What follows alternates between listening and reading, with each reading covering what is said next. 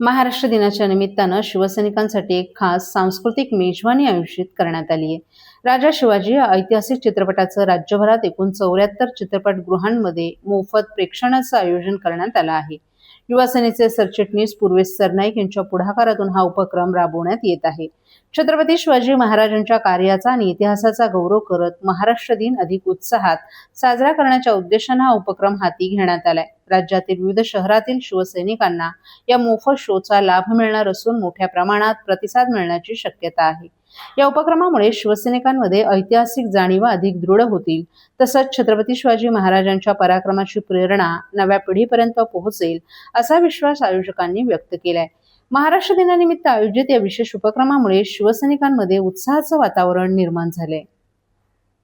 महाराष्ट्र दिनी रोजी आपण राजा शिवाजी हा चित्रपट आपल्या सर्व शिवसैनिकांसाठी त्याचं स्पेशल स्क्रीनिंग आयोजित केलेलं आहे। तळागाळातला शिवसैनिक हा 365 दिवस काम करत असतो आणि आज छत्रपती शिवाजी महाराजांवर रितेश देशमुख यांच्या दिग्दर्शनाखाली त्याचसोबत ते ज्या सिनेमेत हिरो म्हणून काम करतायत असा राजा शिवाजी चित्रपट आज आपण संपूर्ण महाराष्ट्रामध्ये प्रदर्शित करतोय। निश्चितपणे महाराष्ट्र दिवसाच्या औचित्य साधून यापेक्षा चांगली भेट आम्ही आमच्या शिवसैनिकांना नाही देऊ शकलो, त्यामुळे अतिशय चांगला उपक्रम आज युवा सेनेच्या माध्यमातून आम्ही घेतलेला आहे। मी म्हणालो जसं की महाराष्ट्राचा तळागाळातला जो शिवसैनिक आहे, युवा सैनिक आहे, त्याला 1 मेला आज योगायोग असा आहे की 1 मेच्याच दिवशी हा चित्रपट रिलीज झालेला आहे आणि मराठी चित्रपट हा पुढे आला पाहिजे या दृष्टिकोनातून आपण एक प्रयत्न केलेला आहे। कारण राजा शिवाजी हे छत्रपती शिवाजी महाराजांवर आधारित एक चित्रपट आहे आणि प्रत्येक महाराष्ट्रात नाही तर संपूर्ण देशामध्ये राहणारा जो नागरिक आहे त्या नागरिकाला या चित्रपट पाहायला पाहिजे या उद्देशाने आज आम्ही याचं आयोजन केलं।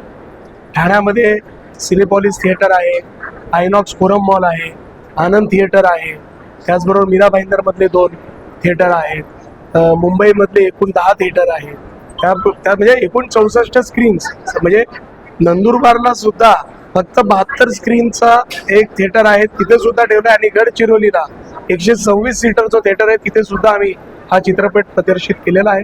त्यामुळे प्रत्येक जिल्ह्यामध्ये आम्ही हा चित्रपट प्रमोट करण्यासाठी प्रयत्न करतो।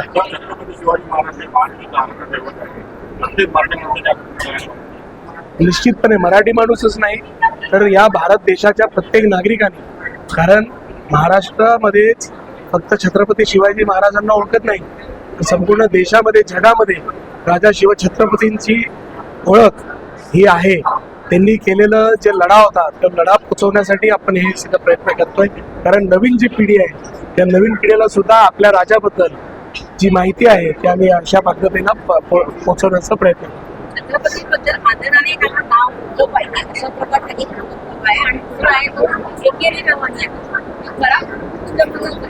नाही। बघा, राजा हा फक्त छत्रपती शिवाजी महाराजांनीच त्यांची ओळख ही संपूर्ण जगामध्ये पसरलेली आहे।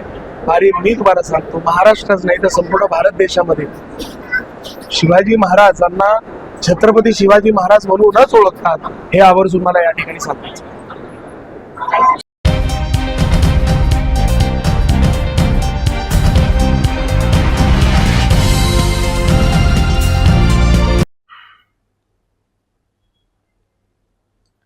कळवा हॉस्पिटलच्या कंत्राटी कामगारांच्या लढ्याला यश, समान काम समान वेतन तत्वानुसार थकबाकी अदा करण्याचे मुंबई उच्च न्यायालयाचे आदेश।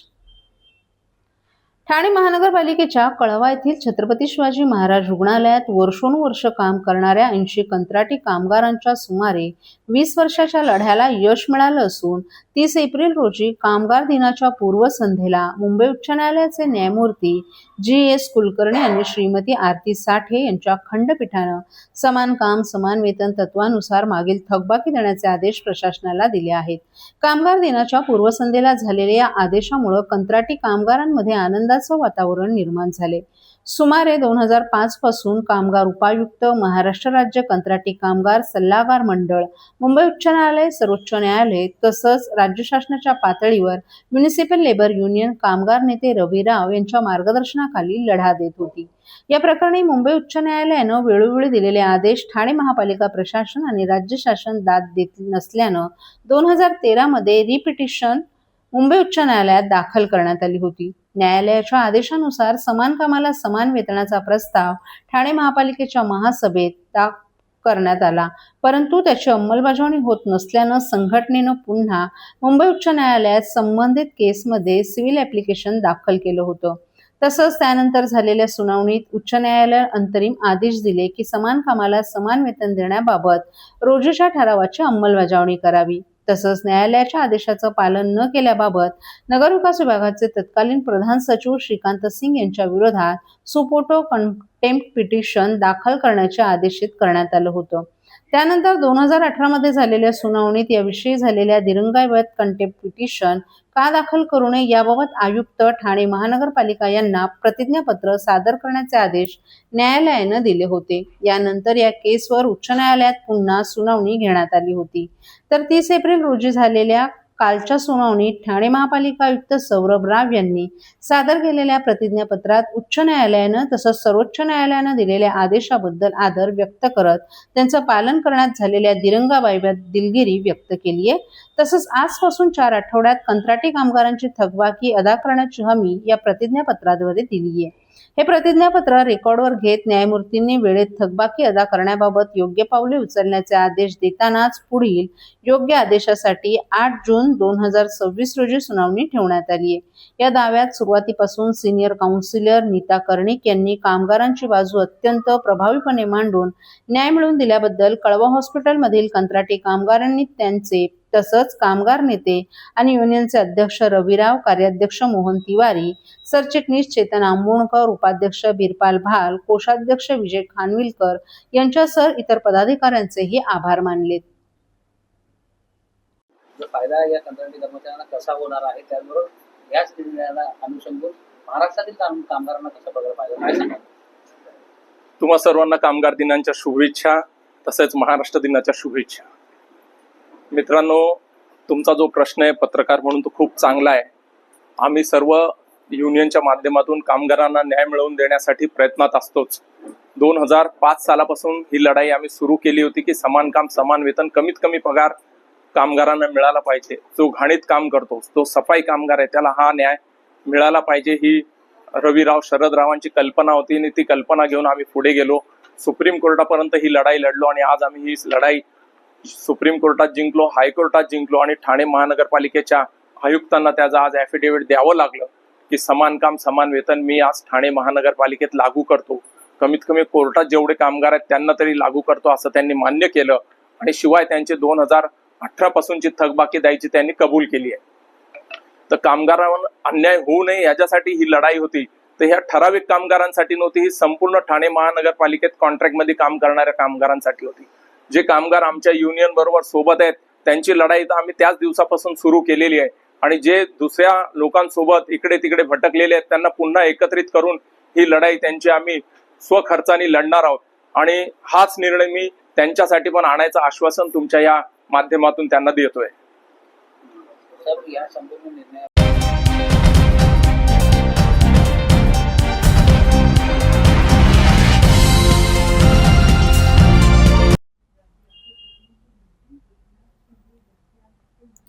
पंचकन्यांच्या हस्ते पूजन करून ठाण्यात आंबा महोत्सवाचं उद्घाटन. गेली 19 वर्ष सुरू असलेली ठाण्यातील आंबा महोत्सवाची चळवळ कौतुकास्पद आहे. या चळवळीचा एक ठाणेकर म्हणून आपल्याला अभिमान आहे असे कौतुकोद्गार प्रसिद्ध अभिनेते अमोक चंदन यांनी काढलेत. काल महाराष्ट्र दिनी ठाण्याच्या गावदेवी मैदानात चिमुकल्या पंचकन्यांच्या हस्ते पूजन करून आंबा महोत्सवाचं उद्घाटन करण्यात आलं. यावेळी प्रसिद्ध अभिनेते अमोक चंदन बोलत होते. महाराष्ट्र राज्य कृषी विभाग आणि कृषी पणन मंडळ पुरस्कृत तसंच संस्कार सेवाभावी संस्था आणि कोकण विकास प्रतिष्ठानच्या वतीनं 1 ते 10 मे या कालावधीत ठाण्यातील गावदेवी मैदानात भव्य आंबा महोत्सवास प्रारंभ झालाय. या महोत्सवाच्या उद्घाटनाप्रसंगी आमदार संजय केळकर, कमळ केळकर, कोकण पदवीधर मतदारसंघाचे आमदार निरंजन डावखरे, उपमहापौर कृष्णा पाटील, माजी उपमहापौर सुभाष काळे यांच्यासह ठाणे भाजपचे अनेक मान्यवरही उपस्थित होते. यावेळी अभिनेते अमोक चंदन यांनी गेली 19 वर्ष अव्याहतपणे सुरू असलेल्या या आंबा महोत्सवाच्या चळवळीचं कौतुक करून कोकणातील शेतकऱ्यांच्या पाठीशी उभे राहत ही चळवळ सुरू ठेवणारे आमदार संजय केळकर हे खऱ्या अर्थानं जनसेवक असल्याचं सांगितलं. कार्यक्रमाचं सूत्रसंचालन कैलास म्हात्रे यांनी तर सीताराम राणे यांनी अस्सल मालवणी भाषेत आंबा महोत्सवासाठी गाऱ्हाणं घातलं. दरम्यान आमदार निरंजन डावखरे यांनी कोकण प्रदेशातील वृत्तपत्रांची रद्दी वापरून काही विक्रेते कोकणच्या नावाखाली आंबा विक्री करतात, तेव्हा ग्राहकांनी न फसता या आंबा महोत्सवात अस्सल हापूस आंब्याची चव चाखावी असं आवाहन केलं. प्रतिकूल परिस्थिती असूनही कोकणातील आंबा उत्पादक शेतकरी आपल्याकडे येतात. कोणताही मध्यस्थ किंवा दलालाशिवाय अस्सल हापूस आंबा थेट ग्राहकांना मिळावा, तसंच एक प्रकारे शेतकऱ्यांना मदतीचा हात देण्यासाठी गेली 19 वर्षे आंबा महोत्सवाच्या माध्यमातून ही चळवळ सुरू आहे. तरी कोकणातील शेतकऱ्यांना बळ देण्यासाठी ठाणेकरांनी आंबा महोत्सवाला अवश्य भेट द्यावी असं आवाहन आमदार संजय केळकर यांनी केले. आंबा महोत्सवाला आपण भेट दिलेली आहे, आपण उद्घाटन केलेलं आहे. काय वाटतं, हा एक बाजार नसून एक चळवळ आहे, आमदार संजय केळकर यांनी सुरू केलेली, याबद्दल काय वाटतं? नाही, मला खरोखरच कौतुक वाटतं श्री केळकर साहेबांचं, कारण एखादी चळवळ, हा उपक्रम 19 वर्ष न थांबता सुरू ठेवणं हे खूप मोठी गोष्ट आहे. आणि माझ्यासारख्या सिनेकलाकाराला इथं उद्घाटनासाठी बोलवलं, त्यासाठी केळकर साहेबांचे, निरंजन डावखरे साहेबांचे मी मनापासून आभार व्यक्त करतो.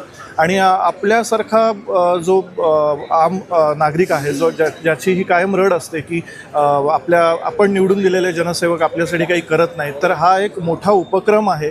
आणि आता आपली जबाबदारी आहे की मी पुन्हा एकदा ठाण्यातल्या पूर्ण नागरिकांना आवाहन करीन की ह्या उपक्रमाला भरघोस प्रतिसाद द्यावा आणि आपणही आपलं कर्तव्य बजावा.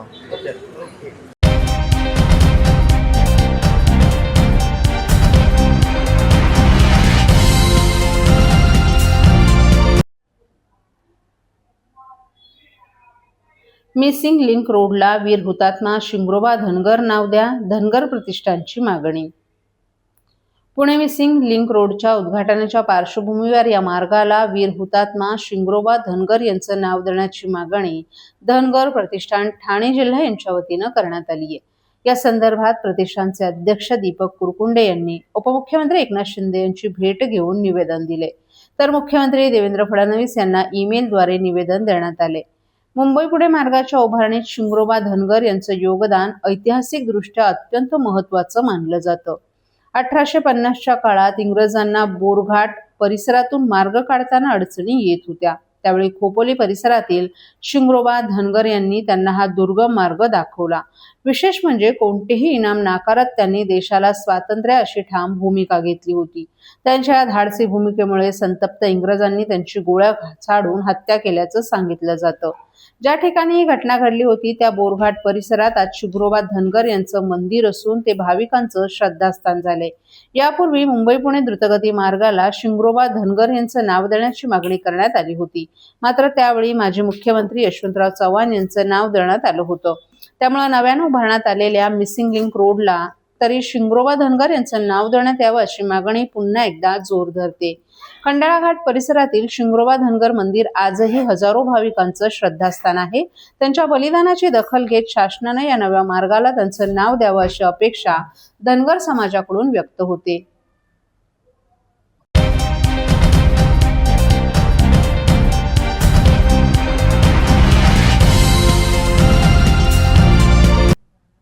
महिलांना दुचाकी चालवण्यासाठी प्रोत्साहन देण्याच्या उद्देशानं 2 मे या इंटरनॅशनल फिमेल डे म्हणून जगभरात साजरा करण्यात येत असून याच अनुषंगानं राष्ट्रवादी महिला काँग्रेस शरद पवार पक्षाच्या उपाध्यक्षा मेघना शेट्टी यांनी या कार्यक्रमाचं आयोजन केलं होतं.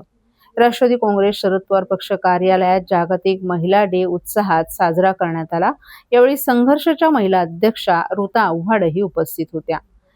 यावेळी महिलांनी सुपरबाईकवर फेरी मारून जल्लोष केला. या कार्यक्रमास ऋता आव्हाड यांच्यासह प्रख्यात बाईक रायडर रोशनी पाटील जैन, मनमित, प्रशिक्षक अंजली वर्तक आदीही उपस्थित होत्या.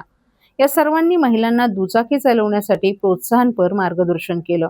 तर ऋता आव्हाड यांनी पूर्वी महिला अवलंबित होत्या. घरात दुचाकी असतानाही महिलांना कुठेही जाण्यासाठी पुरुषांची वाट पाहावी लागत असे. मात्र आता परिस्थिती बदलत असून अनेक महिला दुचाकीवरून थेट लेह लद्दाख गाठत आहेत. हा बदल नक्कीच स्पृहणीय असल्याचं आव्हाड यांनी सांगितलं.